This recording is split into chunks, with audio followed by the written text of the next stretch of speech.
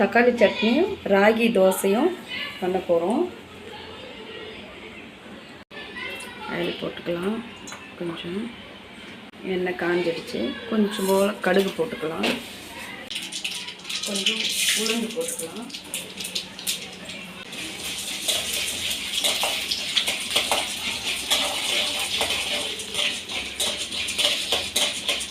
கொஞ்சம் நல்லா சவக்கட்டும். உளுத்தம் பருப்பு போட்டுக்கலான்னா தக்காளி, பூண்டு, வெங்காயம், பச்சை மிளகாய், கொஞ்சம் கருவேப்பிலை, இஞ்சி, கொஞ்சம் கொத்தமல்லி, கொஞ்சமாக புளி சேர்த்துக்கலாம்.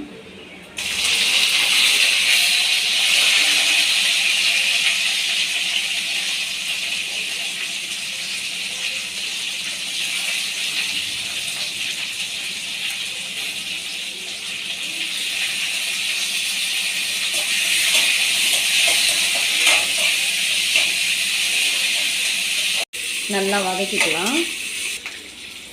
கொஞ்சம் தனியாக கூட ஒரு ஸ்பூன் சேர்த்துக்கலாம்.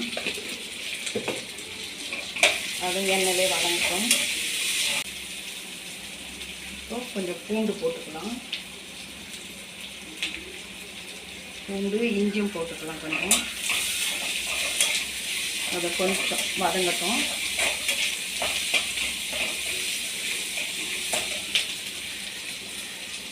கொஞ்சம் கருவேப்பிலையும் சேர்த்துக்கலாம்.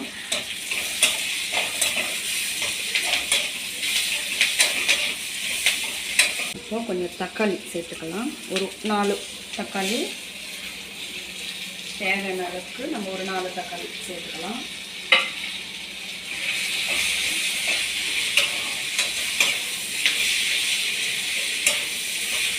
நல்லா வதக்கிக்கலாம். தக்காளியும் சேர்த்து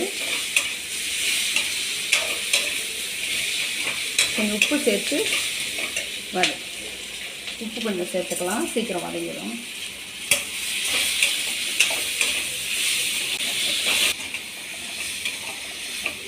நல்லா வதங்கிடுச்சு தக்காளி. இப்போ கொஞ்சம் கொத்தமல்லி சேர்த்துக்கலாம். கொஞ்சம் வதங்கட்டும். கொஞ்சமாக மஞ்சத்தூள் கொஞ்சம் போட்டுக்கலாம்.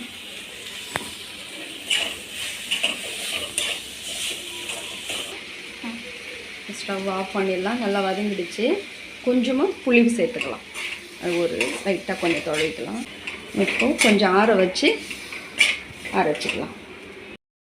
இப்போ மிக்சியில் அரைச்சிக்கலாம்.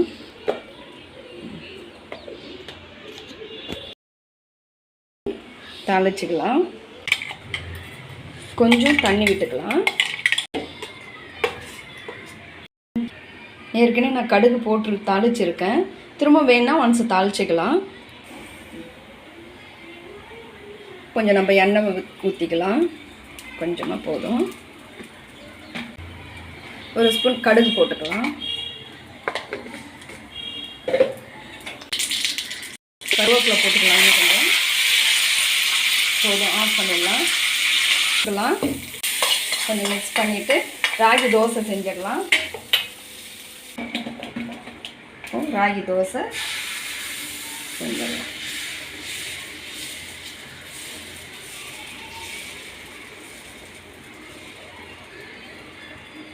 லைட்டாக கொஞ்சம் எண்ணெய் போட்டுக்கலாம்.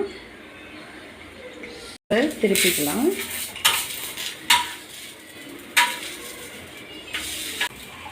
இப்போ எடுத்துடலாம். தோசை சட்னி ரெடி ஆயிடுச்சு. ராகி தோசை இப்போ நம்ம சாப்பிட்டுடலாம். நல்லாயிருக்கு. நீங்களும் இது மாதிரி செஞ்சு ட்ரை பண்ணி பாருங்கள்.